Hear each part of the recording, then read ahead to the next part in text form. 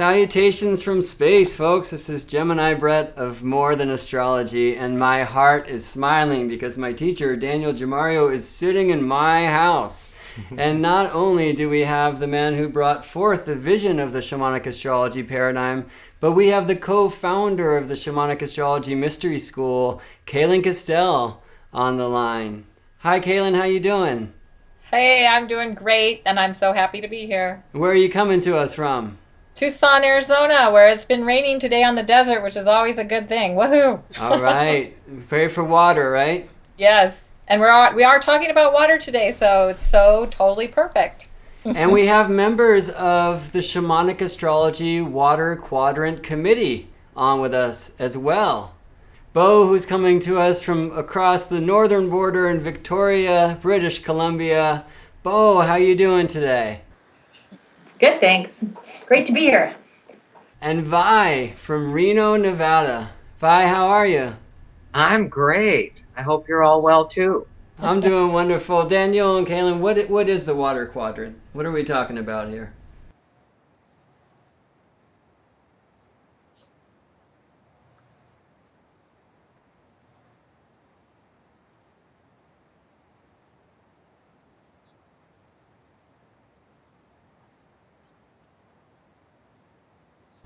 People who are here on the planet to be of help to others, that in a sense are givers, that are assisting other individuals in achieving their life objectives. And I'd like to actually ask Kaylin to just share with us at this point, what is that list? Well, there may be some we haven't thought of, but here's a good start. And this is quite an amazing group, and that really covers all the helping and healing professions. And so in no particular order, not anyone more important or less important than anybody else, we have human potential and performance professional coaches, personal executive leadership development, life planning, peak performance, career, business, entrepreneurial, financial wealth, health, and also I think personal life coaching as well. We have mental health and well-being professionals, psychologists, psychotherapists, clinical counselors, marriage and family therapists, social workers in this quadrant or category. Also medical health practitioners, including allopathic and alternative health streams, massage and bodywork professionals in all categories. And we could include acupuncturists in this as well. We've had several acupuncturists who have been involved in the school and have used this work in their practice and had a lot of great success with that.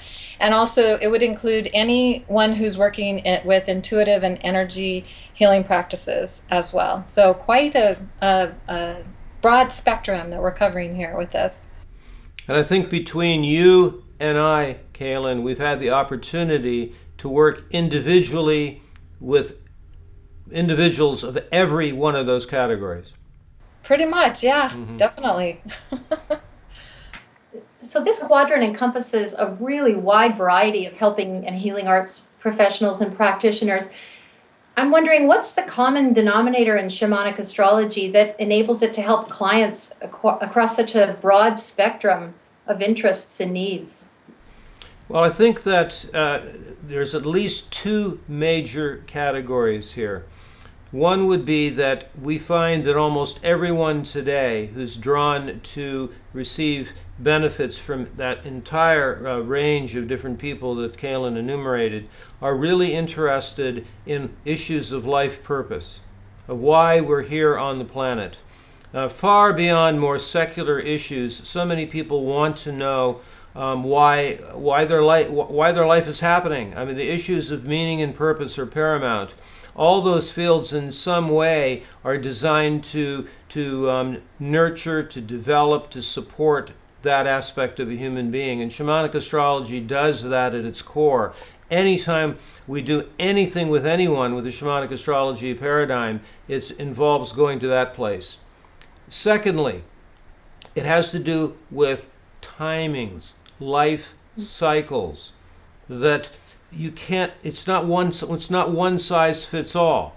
There's going to be certain people who are in time frames where certain things can happen that cannot happen at other time period. And the shamanic astrology paradigm gives amazing clues, even with the practitioner not even using the astrological language, to know what time frame the person they're working with is in. This is so helpful. It actually speeds up our capacity to help another human being. Kaylin, I'm sure you have some ideas on this. Well, the thought that was coming up for me too is that oftentimes what you can see from the natal chart are places where a person may have some challenges, issues that they may be facing, and particularly not because there's anything wrong with them per se, but maybe from the training from the culture or for things that that they are trying to work through themselves. And you can see that really quickly on the chart and give a person very great assistance in understanding that, and then also having the awareness of what is needed to bring change in that particular area, which can affect the whole entire life, and create a greater sense of fulfillment and freedom and purpose, as you were saying, Daniel. So that's one of the great benefits of being able to work with this and have this information when you're working with a client. There's one additional factor that I wish to bring forth, and that is that in this particular way of looking at the human journey, within this paradigm, we're also tremendously valuing the different authentic expressions of being a human being. It's not like we're saying all men are a certain way, all women are a certain way. We're, as much as possible, we're trying to help individuals by separating the understanding of that person's soul's journey from a family or cultural contexts that locks them into a view that there's only a certain way they're supposed to be.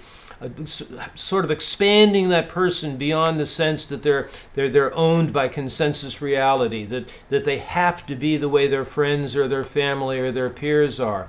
It's a way of supporting what is truly unique and authentic about the individual, and enabling them to fulfill to reach their full potential. So how deep do you think my understanding of shamanic astrology would have to be in order for me to use it with my client? For the most part, it's not really necessary for a person to know too much more than the whole broad spectrum of the different archetypes, the different versions of the masculine and the feminine, plus maybe a sense of where an individual's background, their lineage, their original makeup was, some things about their maybe what we can tell from shamanic astrology, like what was in their DNA, what was in their developmental psychology, their past. You can know something about that from the chart. Also the versions of the masculine and the feminine, and also some really good clues about what that person's life purpose is. And then in addition, the timeline material, like what initiatory process are they currently in. But it is not necessary to know all the technical details of the chart. In fact, the thing that's really unique about shamanic astrology is being able to get to the essence of it with the smallest number of elements without diminishing its potency and power. So we're not talking about anything superficial. And as I mentioned before, this is not anything like sun sign astrology, but so there are elements that it is important for the practitioner to know, but they don't have to become an astrologer, I mean, they can if they want. We can train people to do that. But just having a certain basic number of things to know, and then you can apply it to that person that you're trying to be of assistance to. I remember when we first published the Shamanic Astrology Handbook, I think this was it was first published in 94, but this was in 1995, and there was somebody who came to one of our events, and she had been doing readings for people having just read the handbook. And I've run into other people as well, and I was like, wow, you got all this information and you have this understanding just from that. And so it really doesn't take a lot to do it. Of course, some people will want to study more than others, but the point is that you can be able to help people with just basic information. It doesn't take a lot. And interestingly, part of the training we offer to people is to be able to discern the difference between the few ingredients, the basic set of ingredients that are necessary to help someone, but then also to be very clear about what you don't know. So then basically you don't try to pretend to know other things that, an astrologer should know about a sesquiquadrate, an astrologer should know about a tertiary progression. No. There's just these certain basic factors that can very quickly get to the heart of the matter for the development of a person's life, for the fulfillment of a person's life.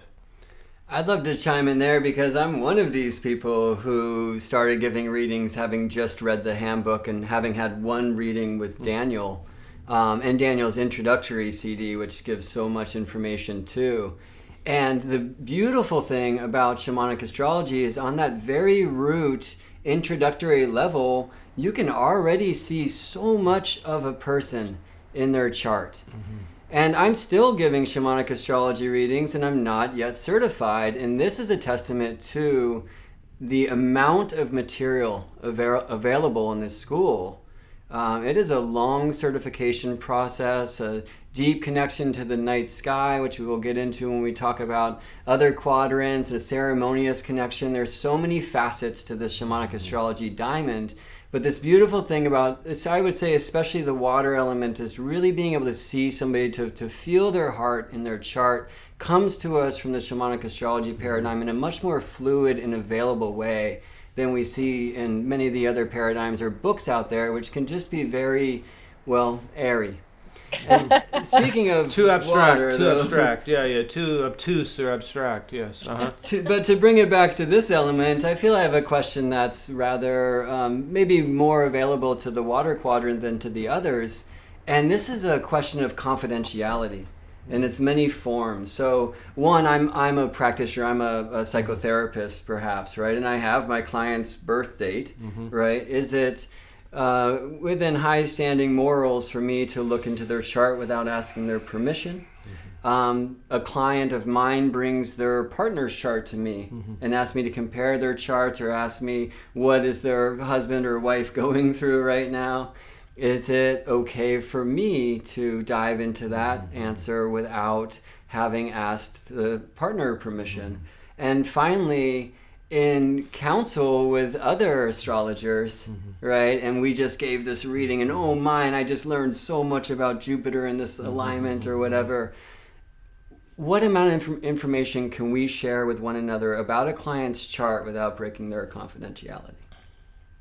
It's an incredibly important question, and like many of these questions, there is not a 100% black and white answer to it.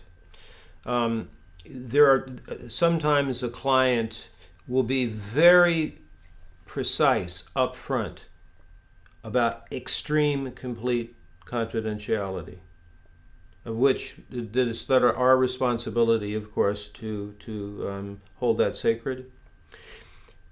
Often I do have clients who want to know about some person they've just met, or they're interested in maybe hiring someone for their company, and they'll give me the day and a year. I believe that it is appropriate and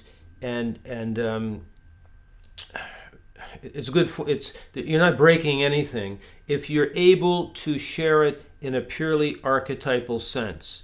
That is, that you don't say that you're knowing that person personally. And so if you just are looking at it from the perspective of archetypes and being very clear that you don't know the person, you have no idea per se what that person's individual journey is, but here are the basic components of about what parts of, you can tell like what version of the masculine a person is, what portion of the feminine a person is. And I think you're not breaking confidentiality by doing that. In fact, it helps to bring out the truths that we know anyway. I mean, it's actually giving us language in order to assist us in our own intuition. As long as we make the proviso that we have no idea who that person is individually. Now, if at that point the individual then still is wondering, they want, well, gee, what about this? What if I want to know more about that person? Or then we ask. Well, maybe we get a birth time. Maybe you better ask your husband if we take it any further. We certainly don't share this with other people that are outside the circle or outside of the family group or outside of the relationship that we're speaking to about. So I think the answer to it is you keep it archetypal. And also, when individuals are very clear about boundaries, you absolutely, totally value that, and it's sacred. It's hard to ask what time somebody was born without them knowing what you're up to. That's true. That's so true. I just want to add to that too, from a personal experience, and that is that when I first came to this information, and I had just gone through my first divorce, and when I looked at my ex-husband's chart, it helped me to understand that he was just being who he was. So the thing about shamanic astrology is it's not about being in judgment of people and say, to look, we're looking at what is the essence and what is the intent here, and not, to be in judgment. And I found it to be enormously helpful in getting to a place where I could not only forgive him, but also to have an appreciation that his journey was very different than mine, and that helped me to get to that place where I felt less betrayed by the whole thing. So it can be used in a good way that way. Actually, that's bringing up probably the other most important issue from a psychological perspective, which is that in the long run, we do this so we have compassion. We have compassion for everyone's journey. We have compassion for our own journey. It's a way of understanding and appreciating all the places on the wheel of life, without, as you say, Kaylin, so rightly, without any judgment that there's only a right way or a wrong way to be. How much information is actually needed from a client in order to generate their chart, and how is that information best obtained?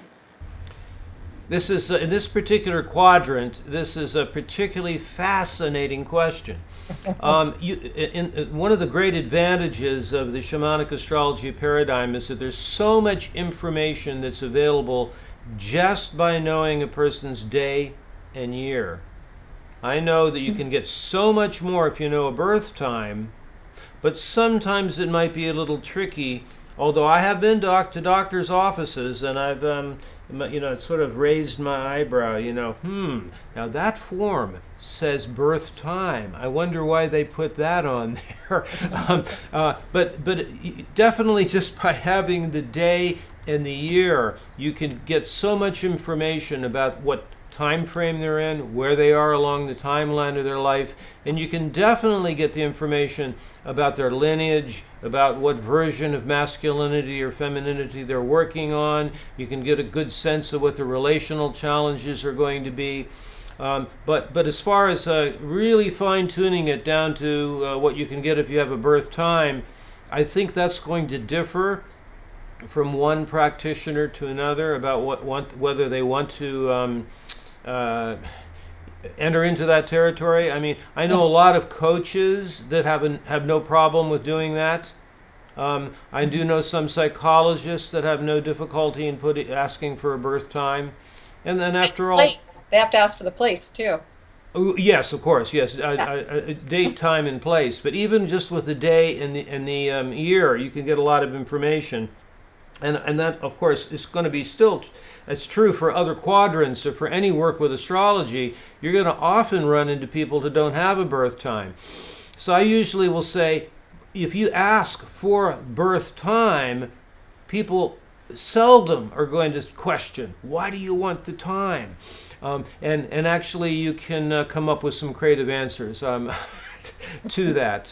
But if you don't want to do it, you don't need to. You can still get so much from this paradigm that can be really helpful to fine-tune working with an individual, to speed up the process of helping them, and also to know exactly what timings to work with. If astrology is discussed in a client session, is there a user-friendly way to bring in some of the language, or is that an issue? This is a question that has an answer similar to the previous one. I have cases of where a psychologist or a coach can feel some comfort in using those terms and those phrases, and they will be able to tell which client to use it, which ones it's okay to use it with. So there's a wide range of different possibilities here, and it's case by case. There's no absolute rule. You don't have to use astrological language. It's a whole other issue about how do you do that in a way that does not minimize or to make superficial or to take away the essence of what we're trying to get across. Clearly, there's no value in sharing with a client something as like, well, you're a Taurus, no wonder you have a hard time changing. It's not that kind of thing at all. I am a Taurus. Yeah. So, but it's still a very important question, and there's no absolute answer to it. There are some elegant ways of sharing the information without confusing a client by using astrology language. In other cases, it can be really empowering to use it in an accurate way.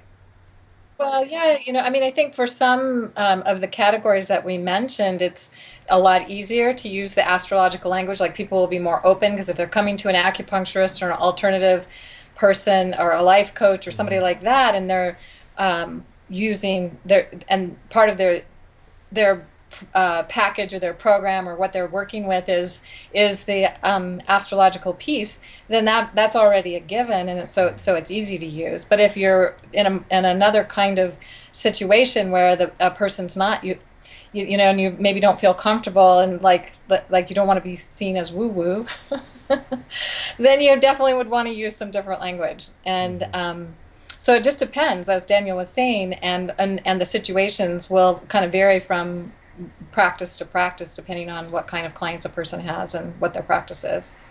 One category that's really intriguing would be, say, with a Jungian therapist or an archetypal psychologist, who tend to be way more open to using the astrological language. And one of the reasons for that is because there's such a really tight fit between the way shamanic astrology understands the archetypes and how they're perceived in the psychologies like archetypal psychology or Jungian psychology, transpersonal psychology. They make a really great blend. And it's probably in that field you could come up with the most wonderful alternative ways of speaking about it. But the strange thing is that you can use these other terms with people who don't mind using the astrology ones anyway. So I mean, those are fields that are very closely aligned with each other.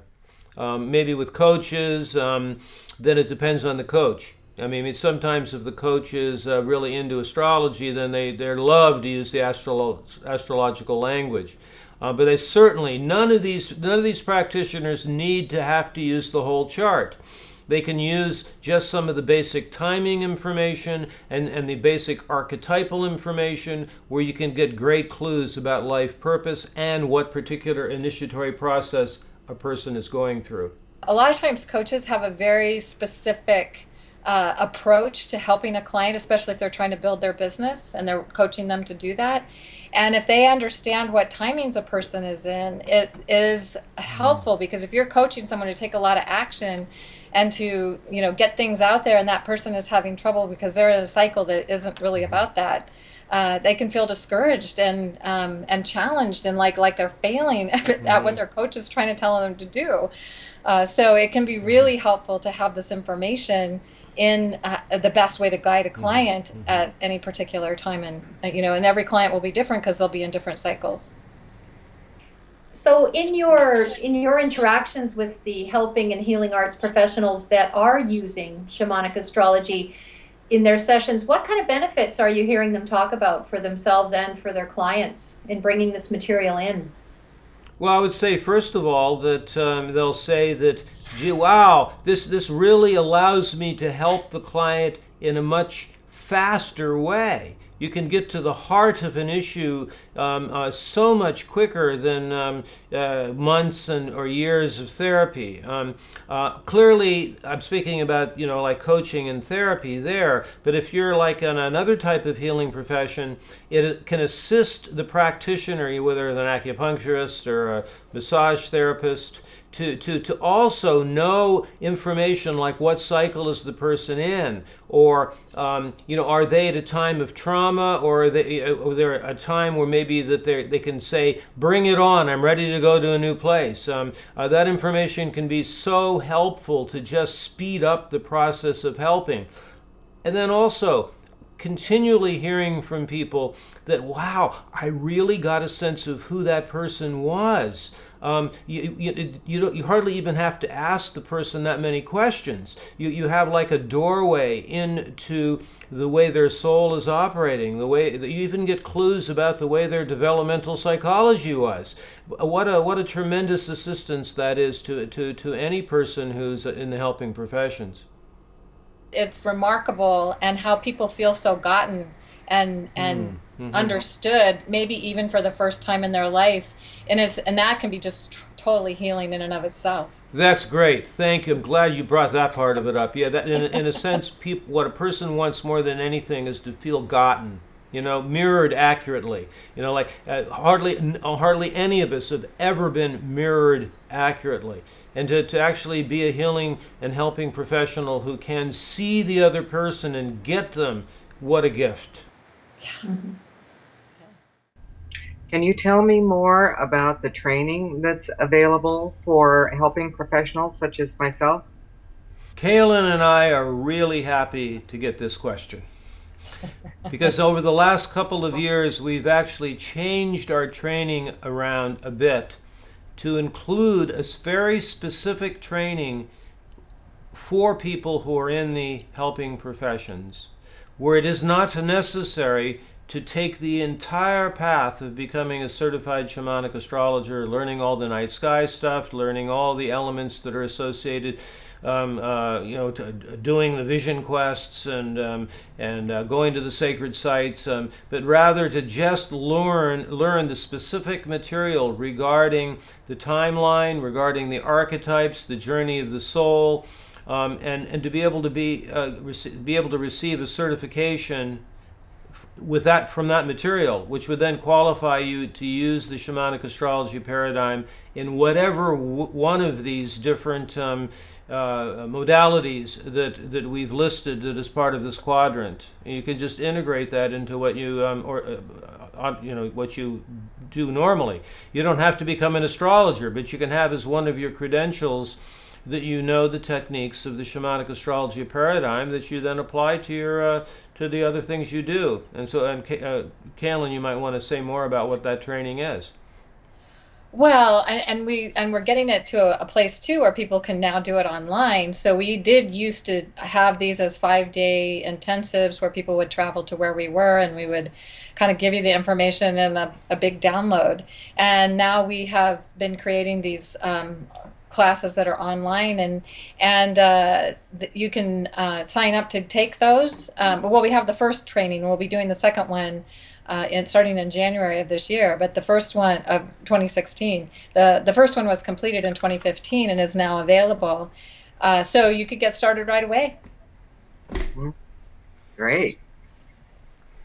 Well, folks, we hope you have enjoyed this swim through the waters of shamanic astrology, and hope that you'll join us more frequently. You can check Shamanic Astrology and the Mystery School out at shamanicastrology.com and learn much more about the quadrants there. We'll be posting interviews like this and much more material as we go along. There, as Kaylin mentioned, there are online courses available, certainly group events that are an amazing circle of people coming together to celebrate this connection between the heavens and the earth.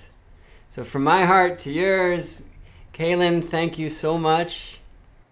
So great to be here with you, Brett and Daniel. And Bo, thank you so much. Bye. Great to talk with you guys today. And Miss Vi, thank you for joining us. We will see you in the oceans of the heart. This is Daniel and Brett signing off. Thanks, man. All right.